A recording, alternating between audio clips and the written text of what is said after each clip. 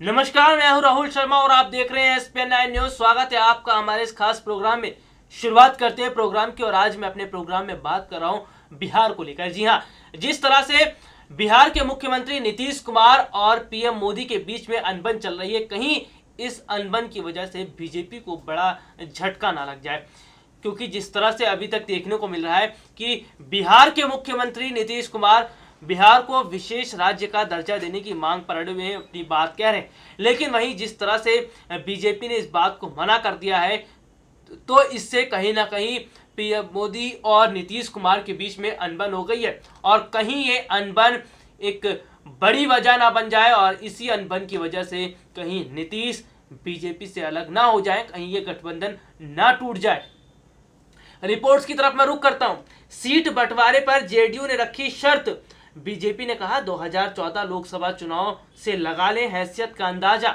यानी कि सीट बंटवारे को लेकर शर्त रखी है जेडीयू ने और बीजेपी ने साफ कह दिया है कि आपकी औकात क्या थी 2014 लोकसभा चुनाव से आप इस बात का अंदाजा लगा सकते हैं। तो देखिए किस तरह से अब दोनों के बीच बात यहां तक पहुंच गई है। बात जिस तरह से मन मुटाव की स्थिति बड़ी हो गई है, इस स्थिति से कहीं ना कहीं अगर हम बात करें तो बहुत बड़ा झटका जी हाँ लग सकता है। और अब हम आपको बता दें कि बिहार में सरकार जो है गिर सकती है, क्योंकि जिस तरह से अगर नीतीश कुमार गठबंधन तोड़ देते हैं तो उनके पास कोई और विकल्प नहीं रहेगा कि आखिरकार किसके साथ वो गठबंधन करें। तो ऐसे में बिहार में सरकार गिर सकती है। जी हाँ, जिस तरह से पीएम मोदी और उनके बीच अनबन चल रही है। रिपोर्ट की तरफ रुख करता हूं। अगले लोकसभा चुनाव की खातिर राष्ट्रीय जनतांत्रिक गठबंधन की अगुवा भाजपा सहित बिहार के 4 सहयोगी पार्टियों में सीट बंटवारे के लिए जदयू 2015 के राज्य विधानसभा चुनाव के नतीजों को आधार बनाना चाहता है। जदयू ने विधानसभा चुनाव में भाजपा से कहा कि बेहतर प्रदर्शन किया था।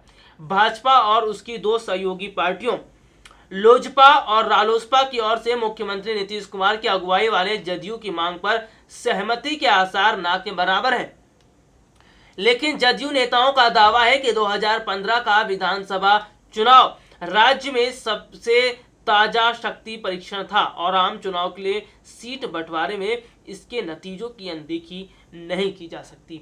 तो यानी कि इसके नतीजों की अनदेखी नहीं की जा सकती। और अगर हम बात करते हैं तो जिस तरह से अपनी नई चालाकी दिखा रहे हैं नीतीश कुमार, तो इस नई चालाकी में वो कामयाब होते हुए नजर नहीं आ रहे, क्योंकि भाजपा ने साफ तौर पर मना कर दिया है और बहुत बड़ी जो है अनबन देखने को मिल रही है दोनों के बीच। राजग के साझेदार में सीट बंटवारे को लेकर बातचीत अभी शुरू नहीं हुई है, लेकिन जदयू के नेताओं के नाम का खुलासा नहीं करने की शर्त पर बताया कि भाजपा को यह सुनिश्चित करने के लिए आगे आना चाहिए कि सीट बंटवारे पर फैसला जल्द हो। यानी कि सीट को लेकर यहां पर द्वंद्व छिड़ चुका है अब, और सीट अगर जदयू के मन मुताबिक काम नहीं होता है, अगर मैं बात करता हूं कि नीतीश कुमार के मन मुताबिक सीटें नहीं मिलती हैं, तो हो सकता है कि बड़ा फैसला नीतीश कुमार ले लें और गठबंधन तोड़ दें, ताकि चुनाव के वक्त देखिए अगर बात करते हैं रिपोर्ट की, तो चुनाव के वक्त कोई भी गंभीर मतभेद पैदा ना हो। साल 2015 के बिहार विधानसभा चुनाव में जदयू को राज्य की 243 सीटों में से 71 सीटें हासिल हुई थी, जबकि भाजपा को 53 और लोजपा रालोसपा को 2-2 सीटें मिली थी। जदयू उस वक्त राजद एवं कांग्रेस का सहयोगी थी, लेकिन पिछले साल वह इन दोनों पार्टियों से नाता तोड़कर राजग में शामिल हो गया। तो देखिए जिस तरह से यहाँ पर सीट बंटवारे को लेकर अब लड़ाई छिड़ चुकी है और नीतीश कुमार ये कहते हैं कि बीजेपी जल्द से जल्द सीट बंटवारे को लेकर बात कहे, वो जल्द से जल्द अपनी बात कहे। लेकिन जिस तरह से बीजेपी की तरफ से देरी की जा रही है और इस देरी की वजह से कहीं ना कहीं नीतीश कुमार नाराज नजर आ रहे हैं और उन्होंने नई चालाकी दिखाते हुए 2015 के नतीजों पर गौर करने की बात की। तो वहीं बीजेपी ने भी साफ तौर पर इशारा कर दिया कि सबसे पहले 2014 में जो लोकसभा चुनाव हुए, तो इससे पहले क्या स्थिति थी उस पर एक बार नीतीश कुमार जरूर नजर डालें। उनकी क्या हैसियत थी तब तो देखिए जिस तरह की अब बात चल रही है और जिस तरह से दोनों के बीच मनमुटाव चल रहा है, कहीं लोकसभा चुनाव से पहले गठबंधन ना टूट जाए। अगर बिहार में दोनों ये गठबंधन टूट जाता है तो बीजेपी को झटका का सामना करना पड़ सकता है।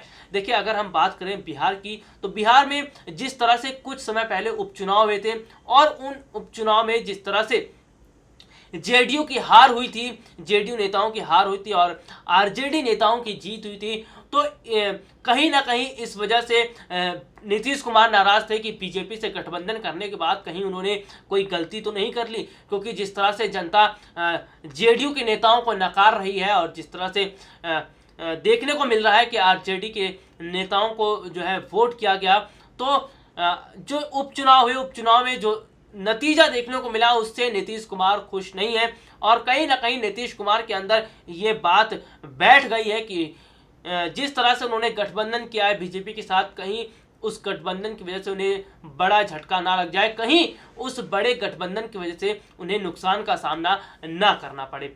वो तो आने वाला वक्त बताएगा कि आखिरकार गठबंधन टूटने के बाद कितना बड़ा झटका लगता है बीजेपी को।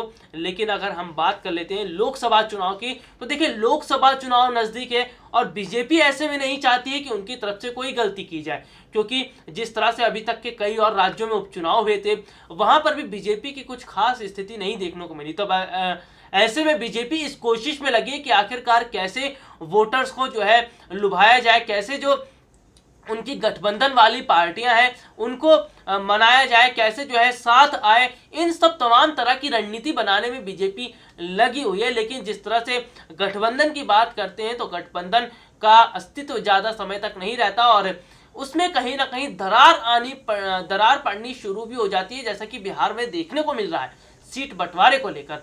और लोकसभा चुनाव की में जैसा कि ये स्थिति बनी हुई है और कहीं ना कहीं अगर हम बात करते हैं कि एक अलग वहां पर स्थिति जिस तरह से बन गई है और लोकसभा चुनाव से पहले अगर गठबंधन टूटता है तो बीजेपी को झटका लगेगा। और देखिए अगर मैं बात करता हूं विपक्षी पार्टियों की, तो विपक्षी पार्टियों को बड़ा फायदा मिलता हुआ नजर आ रहा है, क्योंकि जिस तरह से देखने को मिल रहा है कि विपक्षी पार्टियां एकजुट होकर खड़ी हैं और वो भी वोटर्स को लुभाने में लगी हैं। तो यानी कि अब की बार लोकसभा का चुनाव जो है बहुत ही कांटेदार मुकाबला हो सकता है, अब की बार का मुकाबला बहुत कड़ा हो सकता है, क्योंकि इस मुकाबले में जिस तरह से एक तरफ तमाम विपक्षी पार्टियां एकजुट नजर आ रही है और जनता जिस तरह से बीजेपी को ज़्यादा सपोर्ट नहीं कर रही है, तो ये कहीं ना कहीं बीजेपी के लिए मुसीबत बन सकती है ये बात और लोकसभा चुनाव में उन्हें झटका लग सकता है।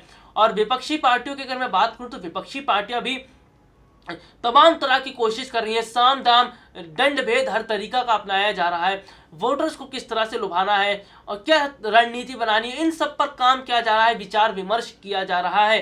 तो वहीं बीजेपी भी कोई कम नहीं है। लेकिन देखिए अगर हम बात करते हैं कि बीजेपी की परफॉर्मेंस अगर इतनी गिरी है, नीचे डाउन हुई है, इसकी बड़ी वजह कहीं ना कहीं खुद सरकार की लापरवाही है। जी हाँ, खुद अगर हम बात करते हैं कि सरकार की जो लापरवाही देखने को मिली थी, तो ये स्थिति यहाँ पर देखने को मिली है कि सरकार की लापरवाही के चलते ही ये स्थिति बनी हुई है, इसीलिए बीजेपी को जनता नकार रही है।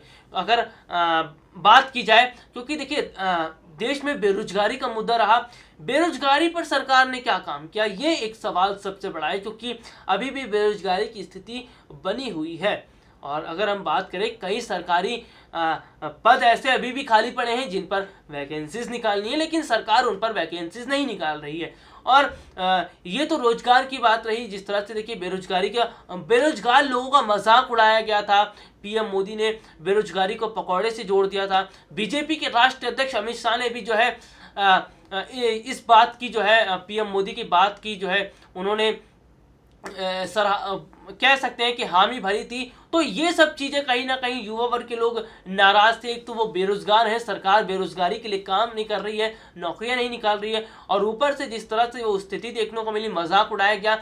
और अगर हम किसानों की बात करते, देखिए किसानों का भी एक मुद्दा रहा है, किसान अपनी बात रखते हैं कि उन्हें सही ढंग से मुआवजा मिलना चाहिए, उनकी जो फसल है उसका सही ढंग से उन्हें उनकी मिलनी चाहिए, उन्हें जानकारी कह सकते हैं उन्हें सही मेहनताना मिलना चाहिए, लेकिन वो नहीं मिल रहा है और अपनी सही मेहनताने की बात वो भी कर रहे हैं। और ये मुद्दा रहा, देखिए भ्रष्टाचार रहा, जिस तरह से नीरव मोदी पैसा लेकर देश से फरार हो गया, तो ये मुद्दा भी रहा। कहीं ना कहीं देश में कैश की किल्लत देखने को मिली। तो इस तरह के तमाम मुद्दे रहे जिसने जो है मोदी सरकार को नीचे गिरा दिया। और लेकिन अब वक्त है कुछ, अगर इस वक्त में सरकार लोगों के लिए अच्छा कदम उठाती है तो आने वाले समय में लोकसभा चुनाव में उन्हें बड़ा फायदा मिल सकता है। तो बहरहाल आज के इस प्रोग्राम में इतना ही। अगली बार आपसे दोबारा मुलाकात होगी, तब तक के लिए इजाजत दीजिए। नमस्कार।